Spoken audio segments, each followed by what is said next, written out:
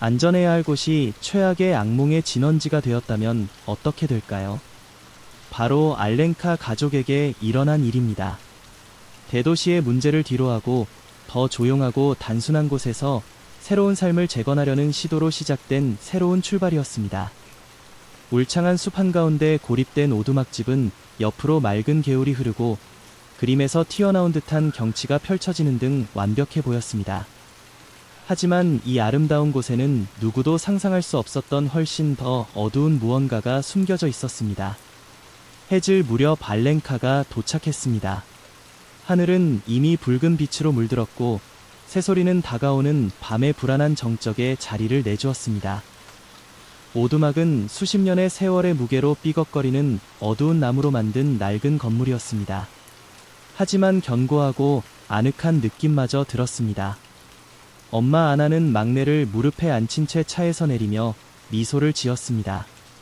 완벽해요. 라고 그녀는 망설임 없이 말했습니다. 아버지인 에두아르도 동의하며 차문을 열고 축축한 나무와 마른 나뭇잎 냄새를 맡았습니다. 아이 루카스와 소피아에게는 모험이었습니다. 마치 인생의 새롭고 행복한 무대가 시작되는 것처럼 웃고 농담하며 방을 돌아다니며 뛰어다녔죠. 하지만 뭔가 이상한 점이 있었습니다. 언뜻 보기에는 거의 눈에 띄지 않지만 확실히 존재했습니다. 마치 주변 숲이 살아서 지켜보고 있는 것처럼 공기가 더 짙어 보였습니다. 밤이 되자 정적은 절대적이었습니다. 벌레 소리도 들리지 않았고 바람에 나뭇잎이 바스락거리는 소리도 들리지 않았습니다. 마치 무언가가 나무들 사이에 숨어 기다리고 있는 것처럼 깊고 억압적인 침묵만이 가득했습니다. 잠들기 전 루카스는 아버지에게 아빠, 왜 밖에 문에 자국이 있어요? 누가 긁은 것 같아요. 여행으로 피곤한 에두아르도는 야생동물에 짖을 거라고 대답했습니다. 여긴 숲이야, 아들아. 저런 건 흔한 일이야. 하지만 루카스는 확신하지 못했습니다. 그는 겨우 10살이었지만 어른들이 무시하고 있는 것을 눈빛으로 알아차린 것 같았습니다. 저 자국은 동물의 흔적이라고 하기에는 너무 커요. 그가 중얼거렸지만 아무도 귀 기울이지 않았습니다. 그들은 잠자리에 들었습니다. 새 집에서의 첫날은 피곤했지만 희망찬 하루였습니다. 하지만 어둠이 완전히 찾아오자 상황이 바뀌었습니다. 새벽 3시경 에두아르도는 낮고 반복적인 소리에 잠에서 깼는데 그 소리의 정체를 바로 알아차릴 수 없었습니다. 마치 집안의 나무가 갈라지는 소리 같았지만 발자국 소리처럼 리드미컬하게 들렸습니다. 그는 아나를 깨우지 않으려고 조심스럽게 일어났습니다. 그는 침대 옆 탁자에서 횃불을 들고 밤의 추위를 느끼며 아래층으로 내려갔습니다. 방은 비어 있었고 모든 것이 정돈된 것처럼 보였습니다. 하지만 그는 그 소리가 집안에서 나는 소리가 아니라는 것을 깨달았습니다. 호기심과 걱정이 뒤섞인 마음으로 에두아르도는 현관문을 열고 주변을 비쳤습니다. 아무것도 없었습니다. 언제나처럼 위풍당당하고 고요한 숲만 있었습니다. 하지만 그가 땅을 내려다보았을 때 눈에 들어온 것이 있었으니 바로 흔적이었습니다. 아까 루카스가 말했던 것과 같은 자국이었죠. 하지만 이젠 집 주변 바닥에 더 많이 흩어져 마치 원처럼 이상한 무늬를 형성하고 있었습니다. 그는 등골이 오싹해지는 것을 느꼈습니다. 동물일 거야 라고 생각하며 그는 이것이 정상이라고 스스로를 설득하려고 노력했습니다. 하지만 문을 닫고 잠그자 뭔가 잘못되었다는 느낌을 떨쳐버릴 수 없었습니다. 아주 잘못되었습니다. 다음 날 아침, 가족은 일찍 일어났습니다. 햇살이 나무 사이로 비치고 있었고 대나대는 모든 것이 더 밝아 보였습니다. 하지만 이를 먼저 깨달은 것은 루카스였습니다. 그는 헐떡이며 눈을 크게 뜨고 부모님에게 달려갔습니다. 집이 같은 곳에 있지 않아요. 에두아르도와 아나는 혼란스러운 눈빛을 주고받았습니다. 무슨 말이니, 아들아. 그는 오두막에서 불과 몇 미터 떨어진 곳에 있던 개울을 가리켰다. 지금은 훨씬 더 멀리 떨어져 있었습니다. 에두아르도는 긴장을 풀려고 웃었습니다. 당신은 상상을 하고 있는 거야, 루카스. 집은 움직일 수 없어요. 하지만 마음속 깊은 곳에서 의심이 생기기 시작했습니다. 불가능하지 않나요? 다음 날은 대답보다 질문이 더 많았습니다.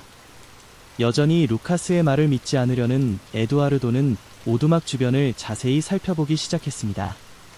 그는 집과 개울 사이의 거리를 측정하고 즉석에서 만든 말뚝으로 바닥에 표시를 했습니다. 이렇게 하면 집이 정말 움직이는지 확인할 수 있겠죠. 그는 불안한 마음을 숨기려고 했으며 말했다. 아나는 이사의 마지막 세부 사항을 정리하느라 별다른 관심을 기울이지 않았습니다. 하지만 주변을 둘러보는데 더 많은 시간을 보낸 루카스와 소피아는 더 이상한 점을 발견하기 시작했습니다. 오두막 주변에는 매일 밤 무거운 무언가가 땅을 끄는 듯한 깊은 자국이 땅바닥에 나타났어요. 매혹과 두려움을 동시에 느낀 루카스는 그 흔적을 따라가려고 했지만 울창한 숲에 다다르자 갑자기 사라져 버렸습니다. 마치 숲이 표지판을 삼켜버린 것 같아요. 라고 그는 소피아에게 부드럽게 말했습니다. 14살인 그의 누나는 동생보다 더 회의적이었지만 고개를 저었습니다. 넌 뭔가를 보고 있어, 루카스. 그냥 바람이나 동물일 뿐이야. 하지만 마음속 깊은 곳에서는 소피아도 이상한 분위기의 무게를 느끼기 시작했습니다. 셋째 날 밤, 에두아르도는 다시 쾅하는 소리에 잠에서 깼지만 이번에는 소리가 더 크고 더 가까이서 들렸습니다.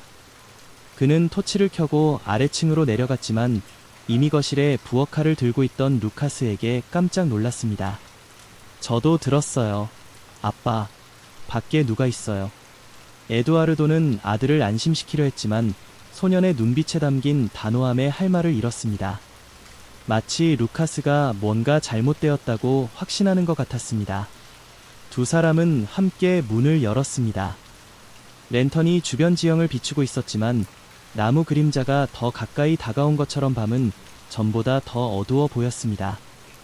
에두아르도는 자신이 설치한 말뚝을 보고 속이 뒤집어지는 것을 느꼈습니다. 말뚝은 모두 제자리를 잃고 땅바닥에 흩어져 있었습니다. 그리고 개울을 내려다보면서 그는 오두막이 실제로 움직였다는 것을 깨달았습니다. 부인할 수 없는 사실이었죠. 개울은 이제 훨씬 더 멀리 떨어져 있었고 집 주변은 마치 보이지 않는 힘에 의해 오두막이 끌려간 것처럼 땅의 자국이 더 깊게 패여 있었습니다. 다음 날 아침, 에두아르도는 아나를 설득해 나가려고 했습니다. 이곳에 뭔가 문제가 있어요. 설명할 수는 없지만 떠나야 해요. 하지만 아나는 납득하지 못했습니다. 우린 여기 온 지 며칠밖에 안 됐어요. 에두아르도, 당신은 피곤하고 아이들도 긴장하고 있어요. 적응의 문제일 뿐이에요. 하지만 에두아르도는 단순한 문제가 아니라는 것을 알았습니다. 그 집과 숲에는 무시할 수 없는 무언가가 있었습니다. 넷째 날 밤, 상황은 더욱 악화되었습니다. 이미 밤의 소리에 익숙해진 가족은 거실에서 모두 침낭을 덮고 함께 잠을 자기로 결정했습니다.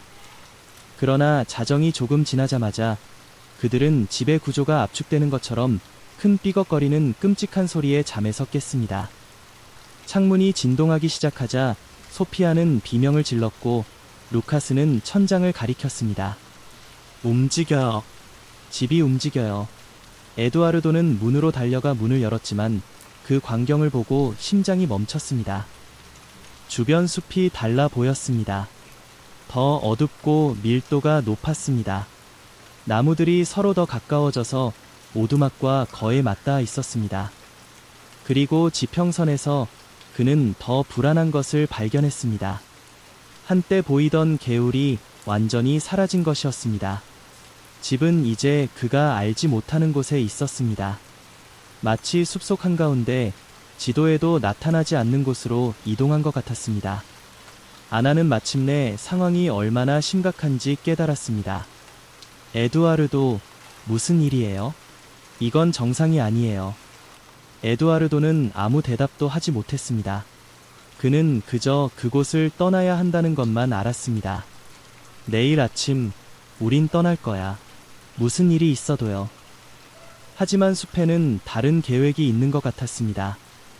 모두가 다시 잠들려고 할 때 무언가가 현관문을 두드리기 시작했습니다. 처음에는 누군가 들어와 달라는 듯이 부드럽게 노크했습니다. 그러더니 노크 소리가 점점 더 커지고 집요해졌습니다. 에두아르도는 부엌에서 가져온 칼을 들고 있었고 아나는 아이들을 껴안았습니다. 무슨 일이 있어도 문을 열지 마세요. 그가 속삭였습니다. 그러나 소리는 계속되었고 이제는 거의 속삭이는 듯한 낮은 소음이 집안 사방에서 들려왔습니다. 그리고 소리는 멈췄습니다. 잠시 동안 모든 것이 다시 조용해졌습니다. 하지만 아무도 감히 움직이지 못했습니다. 정적을 깨고 떨리는 손으로 창문을 가리키며 저 밖에 누가 있어요? 라고 외친 건 소피아였습니다. 에두아르도는 딸이 가리키는 곳을 바라보았고 그 순간 피가 거꾸로 솟구치는 것을 느꼈습니다. 숲의 그림자 속에서 어두운 형체가 움직이고 있었다. 동물이 아니었습니다. 키가 크고 마른 체격에 눈은 어둠을 뚫고 나오는 듯한 노란 빛으로 빛나고 있었습니다. 그들은 혼자가 아니었습니다. 에두아르도는 심장이 너무 세게 뛰는 것을 느꼈고 그 소리가 오두막의 고요함 속에서 울려 퍼지는 것 같았습니다. 그는 바깥의 형상이 나무에 의해 변형된 그림자일 뿐이라고 스스로를 설득하려 했지만 그들을 응시하는 빛나는 눈빛은 이것이 상상의 산물이 아니라는 것을 분명히 알 수 있었습니다. 아나는 아이들을 가슴에 껴안고 루카스의 울음소리를 잠재우려 했었고 소피아는 마비된 채 창문에서 눈을 떼지 못했습니다. 그리고 모든 일이 한꺼번에 일어났습니다. 창문이 다시 진동하기 시작했고 이번에는 금방이라도 깨질 것만 같을 정도로 격렬하게 진동했습니다.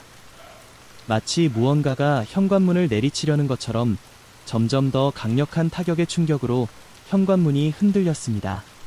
그러나 가족을 정말 당황하게 만든 것은 바닥 아래에서 나는 소리였습니다. 마치 오두막 자체가 살아서 두 동강이 나려는 것처럼 깊고 삐걱거리는 소리였습니다. 당장 여기서 나가야 해. 에두아르도가 루카스를 안으며 외쳤어요. 아나는 소피아의 손을 잡고 네 사람은 밖에 있는 괴물들에게 들키지 않고 탈출하기 위해 뒷문으로 달려갔습니다. 하지만 에두아르도가 손잡이를 돌리자 문이 열리지 않는다는 사실을 깨달았습니다. 볼트가 없는데도 마치 안쪽에서 잠겨 있는 것처럼 보였습니다. 그는 억지로 문을 열려고 했지만 나무가 너무 무거워서 거의 움직이지 않는 것 같았습니다. 아빠, 그들이 오고 있어요. 소피아가 거실을 가리키며 외쳤고 그림자가 유리가 아무런 장벽이 없는 것처럼 창문을 가로질러 움직이기 시작했습니다. 에두아르도는 의자를 집어들어 부엌 창문으로 던졌습니다. 유리 깨지는 소리가 밤새 울려 퍼졌고 그는 아나와 아이들이 뛰어내리는 것을 도왔습니다. 숲은 전보다 훨씬 더 빽빽하고 이합적으로 보였지만 생각할 시간이 없었습니다. 그들은 뒤도 돌아보지 않고 달리기 시작했습니다. 에두아르도가 횃불을 들고 있었지만 빛은 주변의 어둠에 삼켜지는 것 같았습니다. 숲바닥은 마른 나뭇잎으로 뒤덮여 발미돼서 바스락거렸지만 주변의 정적은 너무 심해서 발자국 소리가 한밤중의 비명처럼 들렸습니다. 몇 분간 달리다가 에두아르도는 속이 울렁거리는 무언가를 깨달았습니다. 아무리 멀리 달려도 오두막은 여전히 그 자리에 있었습니다. 어깨 너머를 볼 때마다 오두막집은 마치 그들을 따라다니는 것처럼 바로 뒤에 있는 것처럼 보였습니다. 이건 말이 안 돼. 그는 잠시 멈춰서 숨을 고르며 소리쳤습니다. 하지만 아나가 그의 팔을 다시 잡아당겼습니다. 멈추지 마세요. 계속 가야 해요. 그때 루카스가 떨리는 목소리로 모두를 멈추게 하는 말을 했습니다.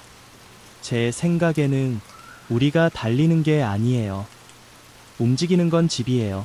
에두아르도는 아들을 바라보며 그 말이 무슨 뜻인지 이해하려고 노력했습니다. 하지만 아들이 대답하기도 전에 집 밑의 땅이 흔들렸습니다. 그것은 자연스러운 진동이 아니었습니다. 마치 거대한 무언가가 깨어나는 것처럼 땅 속에서 느껴지는 진동이었습니다. 바로 앞에 나무들 사이에 섬광이 나타났습니다. 시냇 물이었습니다. 마침내 다시 개울을 찾았지만 개울가에 도착했을 때 본 광경에 그들은 할 말을 잃었습니다. 수정처럼 맑은 물이 마치 피로 물든 것처럼 붉게 흐르고 있었죠. 그리고 수면에 비친 모습에는 하늘도 나무도 없었습니다. 눈처럼 보이는 창문과 굶주린 입처럼 천천히 열리는 문이 있는 기형적인 오두막만 있었습니다. 보지마. 에두아르도가 외쳤지만 너무 늦었어요. 소피아와 루카스는 마치 무언가가 자신을 끌어당기는 것처럼 마비된 채 거울에 비친 자신의 모습을 바라보고 있었습니다. 에두아르도와 아나는 아이들을 말리려 했지만 아이들은 최면에 걸린 듯 물 쪽으로 걸어가기 시작했습니다. 안 돼. 싸워. 아나가 외쳤지만 숲을 가득 채운 낙고 반복적이며 알아들을 수 없는 속삭임, 그러나 비인간적인 악마로 가득 찬 소리에 묻혀서 목소리가 멀어 보였습니다. 절망에 빠진 에두아르도는 루카스를 껴안으며 온 힘을 다해 그를 붙잡으려고 했었다. 그를 데려가면 안 돼. 그는 마치 집안에서 말하는 것처럼 소리쳤습니다. 하지만 그 순간 그는 팔을 찌르는 듯한 통증을 느꼈습니다. 마치 보이지 않는 무언가가 그를 베는 것 같았습니다. 그는 무릎을 꿇고 손에 흘러내리는 피를 바라보았습니다. 이제 손을 놓게 된 루카스는 천천히 물가로 걸어갔습니다. 소피아는 이미 거의 해변에 다다랐고 두 눈은 공허한 표정으로 거울에 비친 자신의 모습에 집중하고 있었습니다. 아나는 절박한 심정으로 물가로 달려가 거울 앞에 다가가 아이들의 시야를 가렸습니다. 누군가를 원한다면 나를 데려가. 그녀는 마치 살아있는 존재를 마주하는 것처럼 시냇물을 응시하며 외쳤습니다.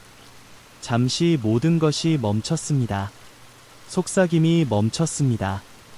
이전에는 없던 바람이 강하게 불고 물에 비친 오두막의 모습이 사라졌습니다. 루카스와 소피아는 마치 악몽에서 깨어난 것처럼 바닥에 쓰러졌습니다. 하지만 아나는 움직이지 않았습니다. 에두아르도는 그녀에게 달려갔지만 뭔가 잘못되었습니다. 그녀의 눈은 열려 있었지만 생기가 없는 공허한 눈빛이었습니다. 아나는 동상처럼 움직이지 않았다. 에두아르도는 소리를 지르며 그녀를 흔들었지만 그녀는 반응하지 않았습니다. 한때 억압적이었던 숲은 이제 완전히 침묵했습니다.